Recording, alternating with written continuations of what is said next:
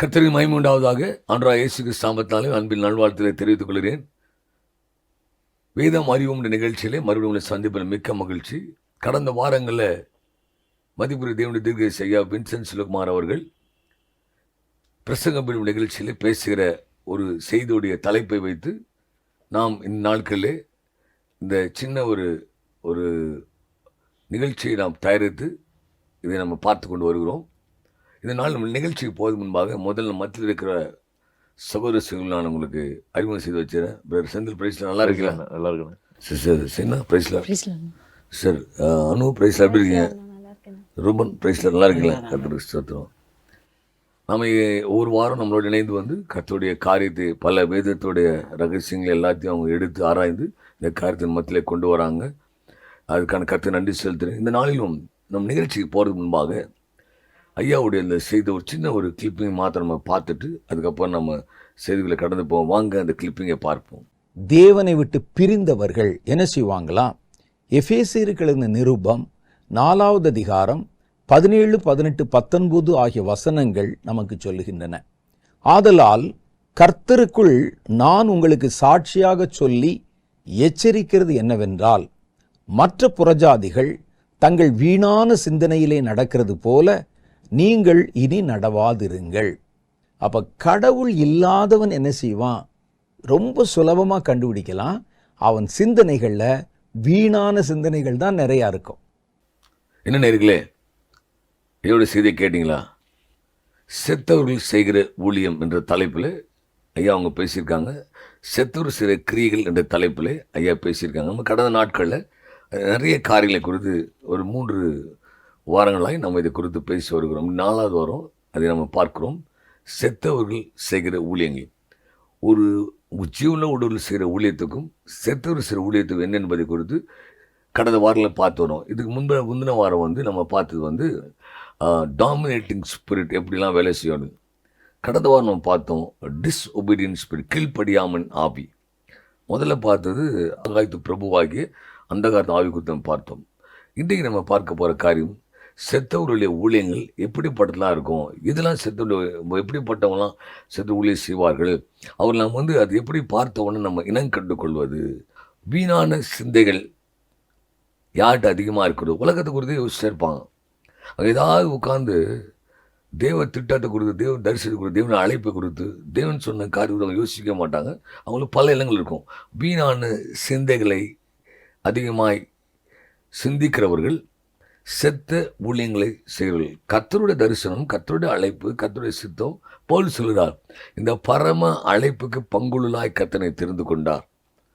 ஓட்டத்தை ஓடினேன், விசுவாசத்தை காத்துக்கொண்டேன், இது முதல் ஜீவனுடைய நீதி முன்பு வைக்கப்பட்டிருக்கிறது அப்படின்னு ஒரு ஆணித்தரமாய் தன் ஓட்டத்தை முடித்ததை, அந்த முடிவை நிகழ்காலத்திலே வெளிப்படுத்தி காண்பிக்கிற ஒரு தேவதாசனாய் பவுல் இருந்தார்.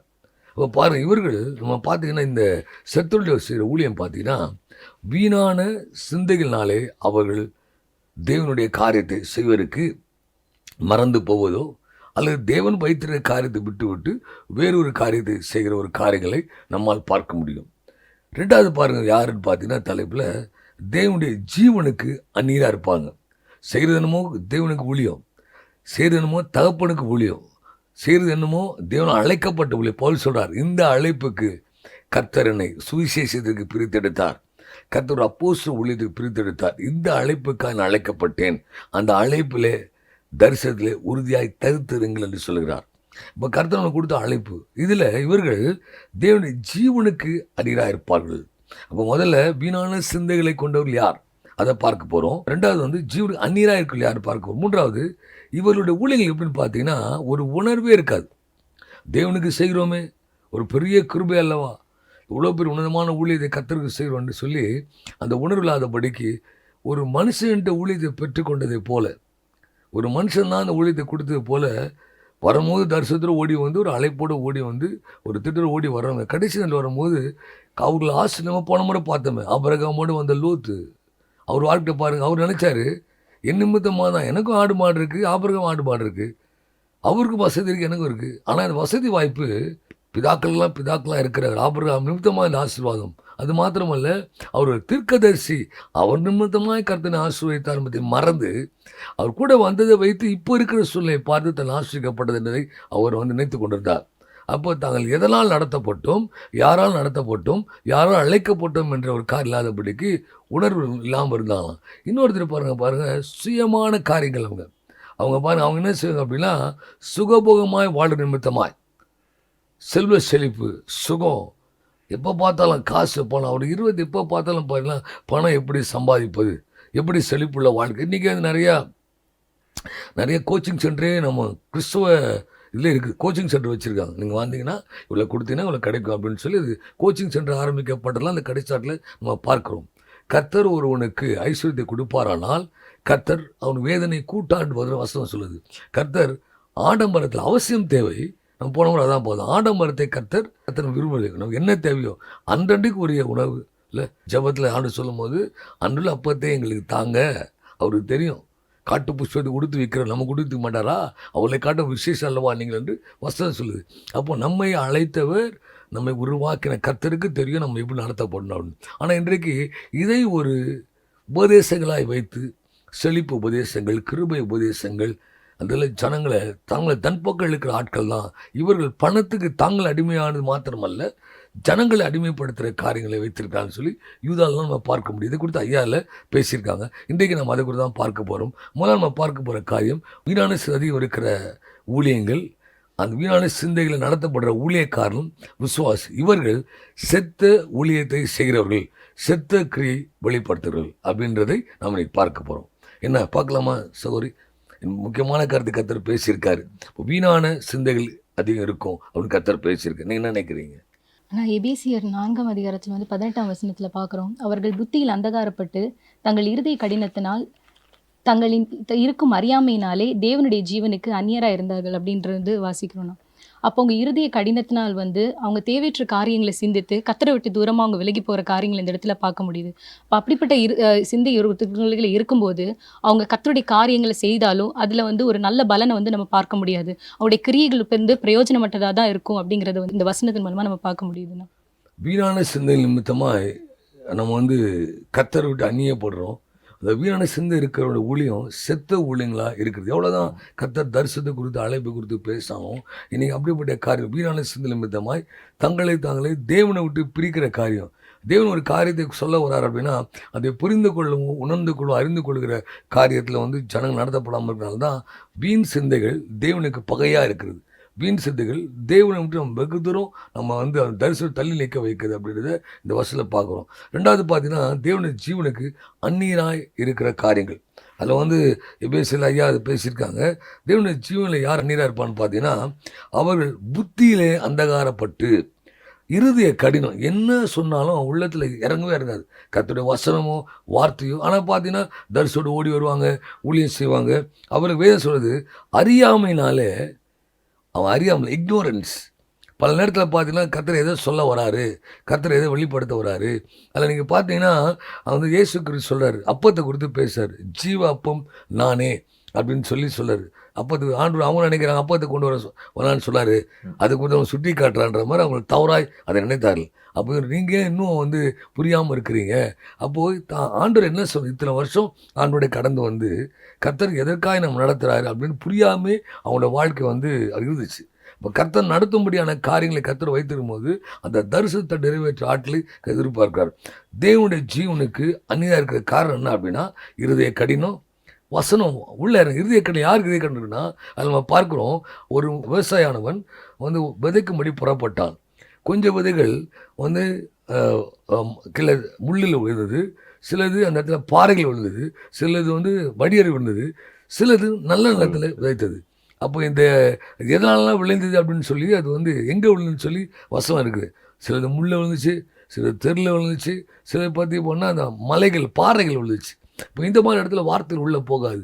அப்போ நல்ல நிலத்தில் விதைக்கப்பட்ட காரியம் தான் இருக்கும். அப்போ இவங்க அது அறியாமை என்பது என்ன அறியாமை அப்படின்னா, அந்த அறியாமைக்கு இந்த வார்த்தையை விதைக்கிறோம் பாருங்கள், வார்த்தை விதைக்கிறாங்களே, அந்த விதைக்கிற போய் பாறையில் விதைக்கிறோம். அந்த பாறையோட விதைக்கிற இடமா இருக்கட்டும், இல்லை முள் எதுமாக இருக்கட்டும், அல்லது தெருவழியாக இருக்கிற இடமா இருக்கட்டும், அதில் மேலே குறை தப்பு இல்லை.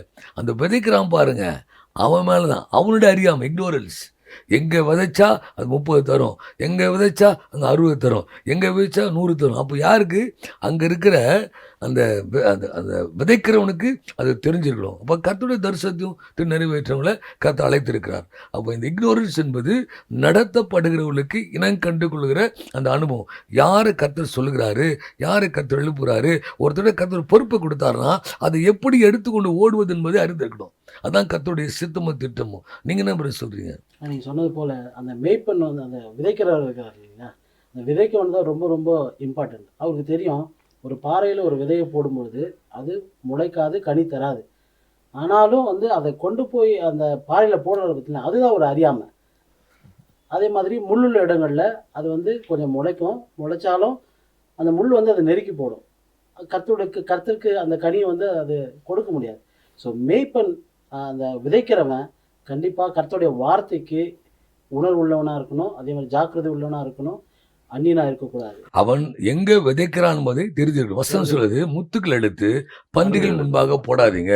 அப்போ யார்கிட்ட தரிசனத்தை கொடுத்தா சுமந்து போவாங்க, யார்கிட்ட அழைப்பை கொடுத்து நம்ம சிலரை வந்து என்கரேஜ் பண்ணணும், அவளை உருவாக்கணும் மட்டும் நம்ம சொல்லுவோம். ஆனால் கற்றுக்கொள்ளாமே இருந்து கொண்டு அந்த ஓட்டத்தின் தடை செய்து தரிசனத்தை தடை செய்து ஆட்டில் இருப்பாங்க. அவர்கள் கர்த்தருடைய தரிசனத்துக்கு அந்நியாக இருப்பாங்க. தேவனுடைய நம்மை பிரித்து விடுவார்கள். கர்த்தருடைய ஓட்டத்தை ஓடுவதற்கு அவங்க வந்து அவங்க ஓட முடியாது. நீங்கள் பாருங்கள், வேதத்தில் அகிமாஸை குறித்து வேதம் சொல்லுகிறது. அகிமாஸ் நல்ல ஓட்டக்காரன், நல்லா ஓடுவான். ஆனால் என்னன்னு பார்த்தீங்கன்னா வாழ்க்கையில் என்ன நம்ம எவ்வளோ ஓடினாலும் என்ன செய்தியை எடுத்துக்கொண்டு ஓடுறோன்றது ரொம்ப முக்கியம். நம்ம கையில் என்ன செய்தி கொடுக்கப்பட்டிருக்கு, நம்ம என்ன செய்தி எடுத்துக்கிட்டு ஓடணும். அவனுடைய செய்தி மரண செய்தி. அந்த இடத்துல வந்து பார்த்தீங்கன்னா தாவீதுடைய மகன் அப்சலோம் மேலே தாவீது ரொம்ப அன்பு வைத்திருக்கார். அவர் வந்து நேசிக்கிறாருன்னா போகும்போது சொல்கிறார் யார்கிட்ட, யோவாப்புக்கிட்ட, யோவாப் பிள்ளையாண்டனை பார்த்து நடத்து அப்படின்னு. ஏன்னா பிள்ளை அவ்வளோ பாசம். அவனுக்கு தாவீது யுத்தத்தில் ஜெயம் எடுத்தாங்களா அது முக்கியம் இல்லை, பிள்ளை காப்பாற்றப்பட்டானான்றதான் ஒரு தகப்பனா அப்படின்னு இருந்துச்சு.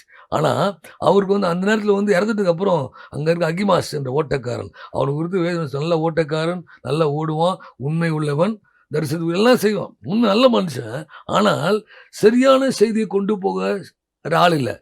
சரியான நேரத்தில், சரியான வேளையில், சரியான இடத்துல அது கொண்டு வைக்கணும். எப்படி சரியான ஆளை நிலத்தில் விதைக்க வேண்டுமோ அதே மாதிரி சரியான ஆளுகிட்ட அந்த தரிசனத்தை கொடுத்து அனுப்பணும். அது வந்து யோசிச்சு, இப்போ மகனே இப்போ வேணாம், மெதுவாக போகலாம், இல்லை நான் ஓடி தான் ஆவேன். சிலர் பார்த்தா ஊழியம் செஞ்சு தான் ஆவேன், செஞ்சான் என்கிட்ட கொடுங்க, ஓட முடியாது, அவங்களால தரிசனம் சுமக்க முடியாது. அந்த பலம் இருக்காது, அந்த பாரம் இருக்காது, அந்த அனுபவம் இருக்காது, அந்த அபிஷேகம் இருக்காது, அந்த வல்லம் இருக்காது. ஆனால் காலத்துக்கு ஏற்ற மாதிரி அது நம்ம ஏதாவது ஓடிடலாம், எப்படியாவது ஓடிடலாம். நம்மளும் வந்து அந்த கூட்டத்தோட கூட்டமாக இணைந்து ஓடிடணும்னு நினைப்பாங்க. ஆனால் அங்கே போக பாருங்க, அந்த தாவீது போய் நின்ன உடனே தாவீது முதல்ல கேட்குறாரு, என்னப்பா எப்படி இருக்குதுன்னு. இதெல்லாம் ஜெயிச்சிட்டிங்க, பிள்ளையானை குறித்து என்னன்னு இவருக்கு தெரியும், இறந்துட்டான்னு. ஆனால் அது குறித்து எனக்கு தெரியாது, ஓரமாக போய் நில்லு. அப்போ கர்த்தர் ஒரு இடத்துல அழைக்கிறாருன்னா நீ நிற்கிற ஸ்தானத்தில் நிற்கணும். அப்போ நம்மளை அது தகுதிப்படும். அங்கே போகிறோம் ராஜாட்ட சொல்லணும், பின்னால் ஒருத்தன் வரான், அவனை ஓடி வரான், அவன் கையில் வந்து கேள்வி கேட்கும் போது அவன் அழகாக சொல்கிறான், இந்த தீமை தாவீதுக்கு செய்தி சொல்லணும். அப்சலோம் செத்துட்டான்னு சொல்ல முடியாது, ஆனால் அவன் சொல்லுவான், இந்த தீமை ராஜாவுடைய சத்துருவுக்கு நேரிடுதாக, ராஜாவுடைய சத்துருவை நேரிட்டோம் அப்படின்னு சொல்லுவோம். அப்படின்னு என்ன அர்த்தம்னா, இந்த தீமை பிள்ளை செத்துட்டான். இதுதான் கன்க்ளூஷன். அது ஒருத்தர் சொல்லுவது வே ஆஃப் ப்ரெசன்டேஷன். ஒரு தரிசனத்தை சுமக்கிறவங்களும் சரி, அந்த அழைப்பை பெற்றவங்களும் சரி, இந்த அழைப்பில் எதற்கு நிற்கிறோம், எதற்கு ஓடுறோம், அவர்லாம் வேணும் சொல்லுது. அவர்கள் தேவனுடைய ஜீவனுக்கு அந்நியராக இருக்கிறவர்கள். தேவனுடைய அந்நியராக இருக்கிறவங்க தரிசனத்தை சுமக்க முடியாது, அழைப்பை நிறைவேற்ற முடியாது. அழைப்புடைய காரியத்தை பெற்று கொடுக்கப்பட்டாலும் அதை சரியாக பலத்தோடு சுமணும் போது பெர்ஃபார்ம் பண்ணுற ஆளாக தான் இருப்பாங்க, தவிர அதை தேவ தரிசனப்படி நிறைவேற்ற ஆளாக இருக்க மாட்டாங்க. மூன்றாவது காரியம் பாருங்க, உணர்வில்லாது இருப்பாங்கன்னு சொல்கிறார். ஐயா பேச உணர்வில்லாத எதை குறித்து உணர்வாக இருப்பாங்க அப்படின்னு பார்த்தீங்கன்னா, நீங்கள் என்ன சொல்ல வரீங்க? நீங்கள் இப்போ இந்த ஃபஸ்ட்டு சொன்னதே ரொம்ப ஆச்சரியமாக இருந்துச்சு. இப்போ வீணான சிந்தை ஒரு மனுஷனுக்குள்ளே வந்து வரும்போது வந்து நம்ம ஆவிக்குரிய எந்த ஒரு காரியத்தையும் பெற்றுக்கொள்ள முடியாது. நம்ம தரிசனத்தை சுமந்தாலும் நல்ல பலனோட தேவனை எதிர்பார்க்க செய்ய முடியாது. அப்போ ஒரு மனுஷனுக்குள்ளே அவன் வந்து தேவனை எதிர்பார்க்கும்படி கிரியை செய்யணும் அப்படின்னா, ஆவிக்குரிய சிந்தை ஒரு மனுஷனுக்குள்ளே இருந்தால் தான் ஆவிக்குரிய காரியங்களை விளங்கிக் கொள்ள முடியும். வீணான சிந்தை உள்ளே வந்துடுச்சு அப்படின்னா, தேவனுக்குரியவைகளையும் கர்த்தருக்குரியவைகளையும் கர்த்தர் பேசுகிறதையும் ஆவிக்குரிய எந்த ஒரு காரியமே அவனால் புரிந்து கொள்ள முடியாது. எங்கே போய் பேசணும், எங்கே விதைக்கணும் அப்படிங்கிற மாதிரி காரியம் சொன்னீங்க. அது ரொம்ப ஆச்சரியமாக இருந்துச்சுண்ணே.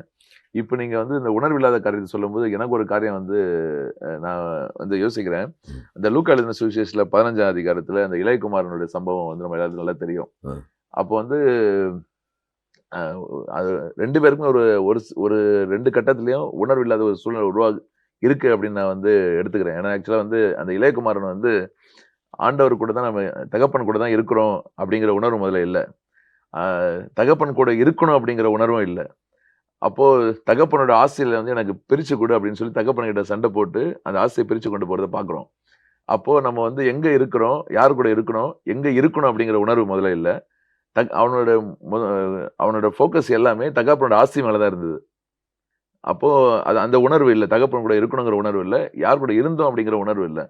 அதே போல அந்த இளையகுமாரன் வந்து திரும்பியும் போய் அந்த பாவங்கள செஞ்சு மனம் திரும்பி திருப்பி தகப்பன் வீட்டுக்கு வரும்போது தகப்பன் ஏற்றுக்கொண்டு அவன் வந்து அவனோட எல்லா காரியத்தையும் செய்யும்போது மூத்த குமாரனுக்கு ஒரு கோபம் வருது. அப்ப அவனுக்கும் இவ்வளவு நாள் நம்ம தகப்பன் கூட தான் இருக்கிறோம், அதுதான் பெரிய ஆசீர்வாதம் அப்படிங்கிற உணர்வு இல்ல. அப்படி இந்த 2த்தையும் பார்க்க முடியுது. கரெக்ட். அதில் பார்த்தீங்கன்னா லூக்காவில் நான் 15ஆம் அதிகாரம் 31ஆம் வசனம் நினைக்கிறேன்ல, ஆமா. அந்த வசனத்தில் பார்த்தீங்கன்னா அழகால போடப்பட்டிருக்கோம். அதில் வந்து வந்தோடனே அவன் சொல்லுவான், அவங்க அண்ணன்காரன் என்ன சொல்லுவான் அப்படின்னா, வேசிகளோடு தன் ஆஸ்தியில் அழித்தவனை நீங்கள் கூப்பிட்டு இந்த அளவுக்கு நீங்கள் வந்து அவரை பாராட்டி ஆமா. நீங்கள் வந்து விருந்தெல்லாம் வச்சு அவருக்கு வந்து பெரிய காளை மாடெல்லாம் அடித்து அவர் விருந்து வைக்கிறீங்களே, அப்போ வந்து எனக்கு இது வரைக்கும் ஒரு காளை மாடு கூட நீங்கள் ஒரு சின்ன ஒரு ஒரு ஒரு ஆடை கூட நீங்கள் எனக்கு வெட்டி எனக்கு சமையல் பண்ணி விருந்து பண்ணது இல்லைன்னு சொல்லும்போது, இவனுக்கு என்ன அப்படின்னா, அதில் தகப்பன் ஒரு காரியத்தை சொல்லுவார். அதில் பாருங்க, அதுக்கு தகப்பன் 31ஆம் வசனம் 15-31 தகப்பன், மகனே நீ எப்போதும் என்னோடு இருக்கிறாய், எனக்குள்ளதெல்லாம் உன்னைதான் இருக்கிறது. என் தகப்பனுக்கு ஒரு அப்போ இதை வந்து பார்த்தீங்கன்னா அது 3 பங்கு அங்கே இருக்கிறது. ம். மூத்த குமாரன், இளையகுமாரன், தகப்பன். இப்போ அவன் வந்து அவன் பங்கு தான் எடுத்துகிட்டு போகிறான். இப்போ இளையகுமாரன் உள்ள வரும் என்ன சொல்கிறான்னா, எங்கள் அப்பா வீட்டில் ஒரு வேலைக்காரனாக இருக்கணும்னு சொல்லி தான் உள்ளே வரான். அவனுக்கு அந்த இடம் தான். இவன் பிள்ளையாவே இருக்க அழைக்கப்பட்டவன் இல்லை. அப்போ வந்து எப்பவும் பாருங்க, வேதத்தில் வந்து இந்த முதல் பிள்ளைகள் வந்து கர்த்தருக்குரியது. இவன் 2வது பிள்ளை அவன் பங்கை வாங்கிட்டு போயிட்டான். ஸோ எந்த உணவும் கிடையாது. இப்போ அப்பாவுடைய அன்பு, அப்பாவுடைய அந்த அந்த பாசம் அவனை அந்த அப்பாவுடைய அந்த அந்த அப்பா பிள்ளைன்ற அந்த அந்த அந்த அந்த அந்த அன்பு வந்து இணைத்து கொண்டு வருது. உள்ள வரும் வேலைக்காரன் வரணும்னு சொல்லி வந்துட்டான். இப்போ வந்து என்னன்னா, அந்த முதலாம் ஊர் எல்லாமே முதல் பிறக்கிற எல்லா பிள்ளைகளும் கர்த்தருக்குரியது அப்படின்னா அது வந்து ஃபர்ஸ்ட் பார்ன். அது வந்து வேதத்தில் பார்த்தீங்கன்னா நிறைய ஆச்சரியமான சம்பளம் இருக்குது. படித்தால் ஃபர்ஸ்ட் பார்ன் கொடுத்து பார்ப்போம் அப்படின்னா, அப்போ அந்த முதல் குமாரனே எல்லாம் வந்து தனக்கு உரிய காரியத்தை வந்து தகப்புடைய காரியெல்லாம் எனக்குரியது. அப்போ ஆஸ்தி அவனுக்கு, பங்கு அவனுக்கு, இவனோட பங்கோடு சேர்த்து அப்பாவோட பங்கு அவனுக்கு இருக்குது. என்னோடலாம் ஒன்று தான் மகனே அப்படின்னு சொல்லி சொல்கிறாரு. அப்போ அந்த இளையகுமார் போயிட்டாலும் அந்த நேரத்தில் தான் யாரோட இருக்கிறோன்றத உணர்வு இல்லாத இன்றைக்கி அப்படி தான் கர்த்தருடைய தரிசனத்தை செய்கிற ஊழியம் செய்யணும் கூட பார்த்தீங்கன்னா எப்படிப்பட்ட உணர்வு இருப்பாங்கன்னா, அவங்களுக்கு தேவனை முதல்ல உணர மாட்டாங்க. ஒரு அழிவு பெற்றுக்கொள்வாங்க, தேவன் உணர மாட்டாங்க. 2வது தேவனுடைய பிரசன்னத்தை உணர மாட்டாங்க. தேவனுடைய அபிஷேகம், அந்நிய பாஷை பேசுவாங்க, ஊழியம் கூட செய்வாங்க, ஊழியத்தோடு இணைந்து இருப்பாங்க. தேவ திட்டத்தை நிறைவேற்றுவது கர்த்தர் ஒரு கருவியாய் பயன்படுத்துகிறார். நான் இந்த காலத்தில் ஏற்ற காலத்தில் செய்யப்பட வேண்டிய ஊழியங்களுக்கு என்னை கர்த்தர் இணைத்திருக்கிறார் என்ற உணர்வும் அந்த தரிசனமும் அந்த எண்ணமும் இல்லாத. அது மாத்திரம் இல்லை, இந்த திட்டத்தில் தேவனுடைய சித்தம் என்று ஒன்று இருக்கிறது. வில் ஆஃப் காட் ஒன்று இருக்குல்ல, விஷன் ஒன்று இருக்குது, வில் ஆஃப் காட் ஒன்று இருக்குது. இதில் கர்த்தர் ஒரு தீர்க்கதரிசியோட கர்த்தர் இணைத்திருக்கிறார், ஒரு அப்போஸ்தலரை இணைத்திருக்கிறார், ஒரு சபையை இணைத்திருக்கிறார், ஒரு ஒரு ஒரு கூட்டத்தோட கர்த்தர் இணைத்திருக்கிறார். என்னை கர்த்தர் எதுக்கு அழைத்திருக்கிறார்? ஒரு கையிலாக கொடுக்குற ஊர் ஆறும்போது மோசையை கர்த்தர் இணைத்து மோசையோடு இருக்கணும்னா நம்ம ஊழியம் செய்யணும். இல்லை ஒரு ஒரு ஊழியத்தில் ஒரு யுத்தத்தில் போய் நின்று ஒரு காலேப் யோசேப் யுத்தம் பண்ணால் அந்த யுத்தத்தை செய்யணும். அங்கே கர்த்தர் நமக்கு எதை அழைத்திருக்கிறார்? இல்லைங்க, ஒரு பெஸ்டேல போல கர்த்தருடைய காரியம் யூகித்து செய்ய மோசைக்கு தான் கர்த்தர் வெளிப்படுத்துறாரு. ஆனால் யூகித்து செய்கிற அபிஷேகத்தை கர்த்தர் பெஸ்டேட்டு கொடுத்துருக்காரு. அப்போ இதெல்லாம் உணர்ந்து செய்கிற அந்த உணர்வு, அப்போ இவர்களுக்கு எதில் உணர்வு அதெல்லாம் தேவனை உணராத இருக்கிறவங்க, முதல்ல தேவனுடைய பிரசனம் இல்லாதவர்கள், தேவனுடைய அபிஷேகம் இல்லாதவங்க, தேவனுடைய திட்டத்தை குறித்து அறியாதவர்கள், அதில் அப்புறமா தேவ சித்தலாதவர்கள், இவர்களை தேவன் வழி நடத்தலை, சுயம் அவர்களை வழி நடத்துது. அப்போ இவங்க யாருன்னு பார்த்தீங்கன்னா, இவங்க செய்கிற ஊழியங்கள் செத்த ஊழியங்கள், இவங்க செய்கிற கிரிகள் செத்த கிரிகள். அப்போ யார் வழி நடத்தப்படுறோம்? தேவனால் வழி நடத்தப்பட்டால் வேதம் சொல்லுது, அவர்கள் கனிகளை கொடுப்பார்கள். சாதா கனியில் மிகுந்த கனிகளை கொடுப்பார்கள். நேற்று ஒரு 5 ஆத்மா சம்பாரித்தோம், இன்றைக்கி ஒரு சபையில் வந்துட்டோம், புதிய ஆத்மாக்கள் வர்றாங்களா, கர்த்தருக்கு ஸ்தோத்திரம். அந்த இணைப்பார் கர்த்தர். ஒரு சின்ன காரியத்தை பெற்றுக்கொண்டீங்க, ஒரு சின்ன ஒரு பாடலே பாடுவாங்க கடைசி வரைக்கும்.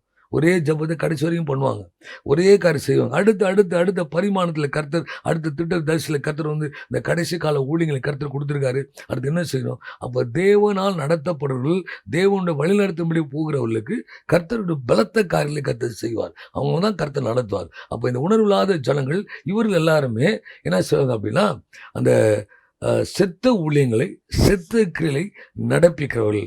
கடலே ஐயா அடிக்கடி சொல்லுவாங்க, தீர்க்கதரிசி ஐயா அவங்க, கடலே வந்து ஒரு மரித்த சடலத்தை உள்ளே வச்சுக்காதான், சரியா? அது வந்து ஒரு கட்டை கூட மிதக்குமா. அப்போ ஊழியத்திலும் தரிசனத்திலும் செத்து போன பிரேதங்களை வைத்து எப்படி ஊழியம் செய்ய முடியும்? ஜீவனுள்ள பிறப்பிக்கு தான் கர்த்தர் ஊழியங்களை கொடுத்துருக்கிறார். நிறைய விட தரிசனத்தை கர்த்தர் ஊழியங்களை கொடுத்துருக்கார். ஆனால் ஒன்றுமே உணர்வுள்ள ஆற்றில் எப்படி வந்து கர்த்தர் பயன்படுது? அப்போ இவருடைய ஊழியம் செத்த ஊழியம். இன்னொரு காரியம் அதில் பேசியிருக்காங்க பாருங்க, அதில் கர்த்தர் பேசு, அந்த ஊழியம் சுகபோகமாய் வாழ்கிறவர்கள். இவங்க உலகத்தின் ஐஸ்வர்யங்களுக்காகவே இருப்பாங்க. உலக ஐஸ்வர்யம், உலக பாரம், உலக கவலை. அந்த பாருங்க, அந்த அந்த முள்ளை விதைக்கும் போது கர்த்தர் சொல்றாரு, வசனத்தை கேட்குறான், வார்த்தையை கேட்குறான், அந்த அடுத்த செகண்டில் மறந்துடுவான். ஏன்னா உலக கவலை, உலக பாரம், உலக பிரச்சனை அது நெருக்குது.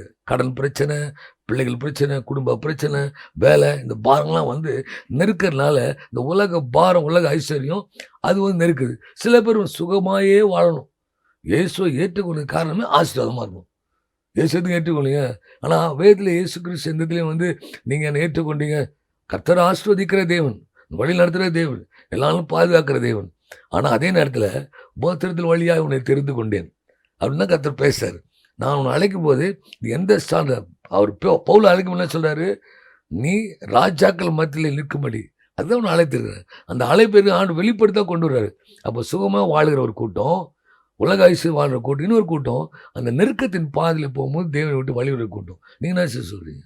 சுகபோகமாய் வாழ்கிறவர்கள் பத்தி நீங்க சொன்னீங்கன்னா, அப்போ உலகத்தின் மேல உலகத்தின் ஆசைகள், உலகத்தின் காரியங்களே பிரதானமா பார்க்குது. வசனமே சொல்லுது, இம்மைக்காக மாத்திரம் நம்ம கர்த்தரை தேடணும்னா நம்ம தான் பரிதபிக்கப்படத்தக்கவங்களா இருக்கணும். அப்ப இந்த இம்மையில இருக்கிற ஆசீர்வாதம், இங்க இருக்கிற காரியங்கள், இன்னும் அடுத்து மேலதிகமா அதை எப்படி சேர்க்கிறதுன்னு. அதே மாதிரி கர்த்தருடைய வார்த்தை சொல்லுது, நம்முடைய பொக்கிஷம் எங்கேயும் அங்கதான் நம்மளுடைய இருதயம் இருக்கும். அப்போ நம்ம இங்க பொக்கிஷத்தை சேர்த்து வச்சோம்னா நம்ம இருதயமும் அங்கதான் இருக்கும், நம்மளும் அங்கதான் இருப்போம். கர்த்தருடைய காரியத்தை குறிச்சு பார்க்க மாட்டோம், கர்த்தருடைய காரியங்களுக்கு முக்கியத்துவம் கொடுக்க மாட்டோம். அந்த இடத்துல நம்முடைய இருதயம் இருக்காது. அப்ப சுகபோகமாய் நம்ம வாழணும், அப்படிப்பட்ட சிந்தனையும், அப்படிப்பட்ட குணாதிசயங்களும், அப்படிப்பட்ட எண்ணங்களும் நமக்குள்ள காணப்பட்டா நம்ம மரித்த ஊழியத்தை தான் செய்ய முடியும். செத்த கிரியைகள் தான் அது நடப்பிக்கும். ஐயா பேசியிருக்காங்க அந்த நற்செயல்களை பற்றி பேசும்போது, நற்கிரிகளை செய்ய பற்றி ஐயா ஒரு செய்தி பேசுகிறாங்க. எடுத்தா நீங்கள் நேசி பாருங்கள், நற்கிரிகள் சொல்ல இருப்பாங்க. இல்லை ஐயா சொல்லுவாங்க, இந்த சிறியவனுக்கு எதை செய்கிறாயோ அது எனக்கு செய்கிறாய். அப்போ வந்து ஏழைகளை பராமரிப்பது, அப்புறம் வந்து அவங்களை வந்து உபசரிப்பது. நான் சிறைச்சாலை இருந்தேன், நான் வந்து வஸ்திரம் இல்லாமல் இருந்தேன், நான் வந்து ஒன்றும் இல்லாமல் இருந்தேன், என்னை நீங்கள் வந்து பார்த்து, நீங்கள் எப்போ ஆண்டு இருந்தீங்க, நீங்கள் எப்போ ஜெயிலில் இருந்தீங்க, நீங்கள் எப்போ வந்து வஸ்திரம் இல்லாமல் இருந்தீங்க, நீங்கள் எப்போ உணவு இல்லாமல் இருந்தீங்க, இந்த சிறுவனுக்கு எதை செய்கிறாயோ அது எனக்கே செய்தாய். அப்போ சுகமாக வாழ்கிறது மாத்திரம் தான் என் வேலை, என்னை தவிர வேறு யாரும் யோசிக்கவே மாட்டேன். இவர்களுக்கு வந்து ஆண்டுடைய காரியங்கள் சொன்னீங்களே, இது வந்து கர்த்தர் வந்து இவங்க பொக்கிஷம் எங்கே இருக்கோ அங்கே தான். ஒருவேளை இதெல்லாம் செஞ்சால் நம்ம பொக்கிஷம் பரலோகத்தில் இருக்கும். ஏழைக்கு உதவுகிறவன் கர்த்தர் கடன் கொடுக்குறான். அப்போ இந்த பொக்கிஷம் அப்படியே டிரான்ஸ்ஃபர், மணி டிரான்ஸ்ஃபர் மாதிரி நம்ம செய்கிற நன்மைகள், நம்ம செய்கிற அந்த ஏழைகள் செய்கிற காரியங்கள், இது எல்லாவற்றையுமே கர்த்தர் அறிந்திருக்கு, எல்லாவற்றையும் கர்த்தர் வைத்திருக்காரு. இது எல்லாமே ஒரு நாளைக்கு நாம் பரலோகத்துக்கு போகும்போது, ஏன்னா இம்மைக்காக நீங்கள் சொன்னீங்க, இம்மைக்காக மாத்திரம் தேடுற காரியம் இன்னைக்கு உலகத்தில் அதான் சொல்லிக் கொடுக்கப்படுது. ஜனங்கள்லாம் அதை பார்த்து உலகத்துக்கு போகணும், ஒரு ஊழியம், சின்ன ஊழியத்தை செஞ்சணும், தனக்கு பாதுகாப்பு ஒரு ஊழியம், நம்ம தரிசனத்தை கேட்டால் நம்ம பெரிய ஒரு தரிசனம் செய்கிறோம். ஆனால் அந்த தரிசனத்துக்கு தெரியாது, அந்த அழைப்பு கூட தெரியாது, கர்த்தர் எவனமாக நடத்தாது தெரியாது. ஒரு நெருக்கம், ஒரு பாடு, ஒரு பிரச்சனை, ஒரு போராட்டம், ஒரு தடுமாற்றம் வந்தால் இயேசு மறக்கிற ஒரு கூட்டமாக இருக்காங்க. இப்போ அந்த கடைசி காலத்தில் கர்த்தர் என்ன சொல்கிறார்? இதெல்லாம் மரித்த நிலையிலே செய்யப்படுற கிரியைகள், மரித்த நிலையில் செய்யப்படுற ஊழியங்கள். அப்போ இதை விட்டு வெளியே வரணும்னா நாம் என்ன செய்யணும், எதை செய்யணும்னு சொல்லி கர்த்தர் நம்ம எதிர்பார்த்து இதெல்லாம் இப்படிப்பட்ட நடப்பிக்க கர்த்தர் அழைத்திருக்கிறார். இப்போ ஒவ்வொரு நிலையிலையும் இந்த நாட்களில் தேவனாகிய கர்த்தர் இந்த கடைசி கால திட்டத்தில் யாரை எங்கே இணைத்திருக்கிறாரோ அந்த இணைப்பின்படி ஓடுவதற்கு நம்ம தகுதிப்படுத்தணும். ஒரு அழைப்பு தரிசை கர்த்தர் கொடுத்தாங்கன்னா அந்த ஓடுவதற்கு, இணைந்து ஓடுவதற்கு, அந்த தரிசனை பெற்ற தகப்பனுக்கு பிள்ளை ஊழியம் செய்வது, அந்த செயல் ஐயா சொல்லிட்டு வருவாங்க, தகப்பனுக்கு பிள்ளை. அப்போ யாரோ ஒரு ஊழியம் இல்லை, எங்கள் அப்பாவோட ஊழியம். அப்போ நான் இணைந்து செய்கிறது, எனக்கு ஊழியம் கொடுக்கப்படல, எங்கள் அப்பா அது என் பொருள் இல்லை, ஏன்னா தகப்பன் ஊரெல்லாம் என்னுடையன்னு சொல்கிறாரு. அப்படின்னா இது எல்லாமே என்னுடைய தானே. கண்டிப்பா. அப்போ அவர் எல்லாம் எனக்கு வச்சிருக்காரு. கொடுப்பார், கொடுக்குற நாட்டில் அவனுக்கு கொடுப்பார். அது வரைக்கும் இப்போ தகப்பனுக்கு என்ன தேவையோ, இப்போ தகப்பனுடைய சித்தம் என்னவோ, இப்போ தகப்பனுடைய தரிசனம் என்னவோ, தகப்பனுடைய பாரம் என்னவோ, தகப்பனுடைய அழைப்பு என்னவோ, அதை சுமந்து செல்ல அர்ப்பணிக்கிற ஆண்டவரே. அப்படி செய்கிறவங்களுடைய ஊழியங்கள் தான் ஜீவனுள்ளதாக இருக்கும். அவங்கெல்லாம் கனி கொடுக்கும். அவங்கெல்லாம் கர்த்தருடைய காரியத்தை நிறைவேற்றும் அப்படின்னு சொல்லி நிறைய காரியம் கர்த்தர் பேசியிருக்காரு. நம்ம இதை பேச நினைச்சா அவன் செய்தி பாருங்க, நம்ம பார்த்தோம் 4 எபிசோடில் பேசியிருக்கோம். இது கூட இன்னும் மேலே அதிகமான ஆழமான காரியங்களை நம்ம பார்க்கணும்னா நிறைய பார்க்கலாம். சரி, அப்போ நேரம் இல்லாத காரணம் நம்ம வந்து நிகழ்ச்சி முடிக்கிற நேரில் வந்திருக்கிறோம். என்ன நேர்களே, எல்லா காரியத்தையும் பார்த்தீங்கன்னா பேசுறதெல்லாம் இவ்வளோ காரியங்கள் பாருங்கள். செத்தவர்கள் செய்கிற ஊழியம், செத்த கிரிகள், அது ஜீவன் இருக்காது. பாடினா ஜீவன் இருக்காது, ஜெபித்தா ஜீவன் இருக்காது. ஏதாவது ஒன்று செஞ்சால் ஏதோ ஏனோதான செய்கிற காரியங்கள் இதெல்லாம் நம்ம மறந்துட்டு கர்த்தர் செய்கிற ஊழியத்தில் கடந்து ஓடும்படியாக கர்த்தர் அழைத்திருக்கிறாரு. நம்ம இன்றைக்கு எல்லா காரியத்தையும் கேட்டோம். மீண்டும் அடுத்த முறை வேறொரு நிகழ்ச்சிகளை சந்திப்போம். கர்த்தர் தாமே உங்களை ஆஸ்வதிப்பாராக. ஆமென்.